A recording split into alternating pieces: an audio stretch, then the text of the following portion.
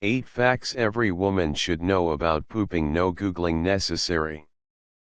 There's no rule that says you have to go once a day.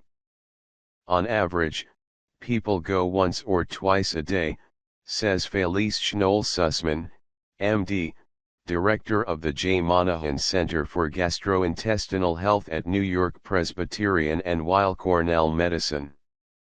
But many people go way more.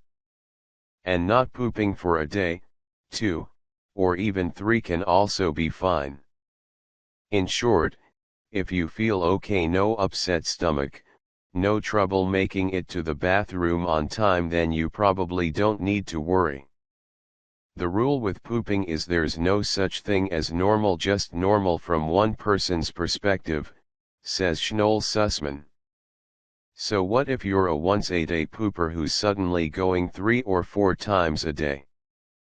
Schnoll-Sussman says that it could be as simple as your diet, eat some sketchy meat recently, or as complex as an infectious diarrheal disease.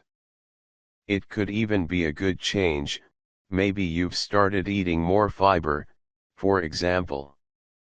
The important thing is to go to your doctor if your new pooping schedule gives you a constant upset stomach or your frequent bathroom trips start to make social situations, awkward. 2. Being regular's a good thing. If you can set your watch to your bowel movements, it means that you have a healthy digestive system. But don't worry if you aren't quite so regular. You can poop at any point in the day, but experts have noticed that it's common to visit the porcelain throne first thing in the morning.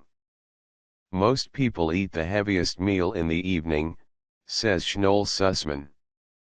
So when you wake up, there's been hours and hours for food to digest and position itself in your bowel.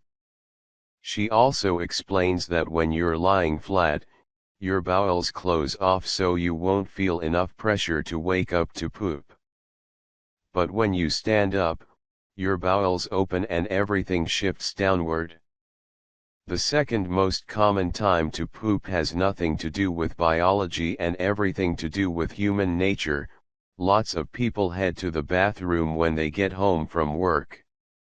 It's simply because there's time to relax and have a bowel movement, says Lisa Gagnon, a doctor of osteopathic medicine and a clinical associate professor of medicine at NYU Langone Medical Center. 3. Running to the bathroom after meals doesn't always signal trouble. If dinner seems like it goes right through you, it's not because you have a super efficient digestive system.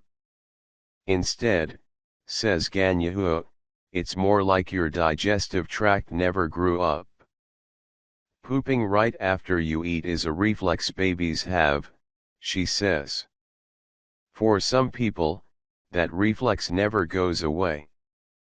Though it might not be ideal, having to be near a bathroom after meals is perfectly normal and isn't anything to worry about, says Schnoll-Sussman. The stool you pass after dinner isn't from the food you just put in your mouth, even if eating is what triggered the got-to-go reflex, so your body has had plenty of time to soak up the nutrients. The only problem, says Schnoll-Sussman, is if your poop is runny, floats, and smells terrible. That likely means that you're not absorbing fats well. In that case, you should make an appointment with a gastroenterologist. 4. Coffee really does get things going. You know it's true, but you might be curious as to why. Gagnon says it's because caffeine stimulates your bowels. The drug makes your gut contract, which in turn pushes stool toward your rectum. So it's not uncommon for people to have their morning coffee and then have a poop, says Gagnon. 5. Periods and more poop go hand in hand. Add this to the list of unfair things. Getting your period often means cramps, bloating, and more time on the toilet. Gagnon says it has to do with hormones. A lot of women say they have looser stool on their periods, she says. Scientists believe it's because the hormones you release during your cycle, called prostaglandins, trigger your uterus to contract and can sometimes get into your bowels and cause them to contract as well. And contracting bowels means more bowel movements. 6. Your technique matters. If you feel like pushing stool out takes eons, Schnoll-Sussman says it could be because you're not sitting right. Science has proven that the most effective position for going number 2 isn't at the 90-degree angle created by sitting on a typical toilet, but more of a 45-degree angle that you get when you squat over the ground. It harkens back to the time of our ancestors, when toilets didn't exist and everyone had to squat to go to the bathroom. Squatting changes the position of your rectum so it's at an angle that lets poop slip out with minimal effort, says Schnoll-Sussman. Unfortunately, it's not an easy position to master on modern toilets. Our suggestion, try a squatty potty. Schnoll-Sussman says they really do work. 7. Vacation constipation is totally normal. Stop us if this sounds familiar. You're on a family vacation, enjoying relaxing days on the beach with sun and sand, but there's just one problem: you haven't pooped for days. One study estimated that 40% of people experience vacation constipation, although both Schnoll-Sussman and Gagnon say it's impossible to know the real number. So what's the problem? Just sitting on a plane for a few hours is enough to dry your colon out, says Schnoll-Sussman. The atmospheric pressure inside a plane is different than the pressure outside, so it slowly sucks water out of your body and your bowels. Dehydration worsens as you spend all your time at the beach or sightseeing and forget to drink as much water as you do at home. Meanwhile, you're probably eating tons of, possibly fried and fatty, foods that you normally don't eat.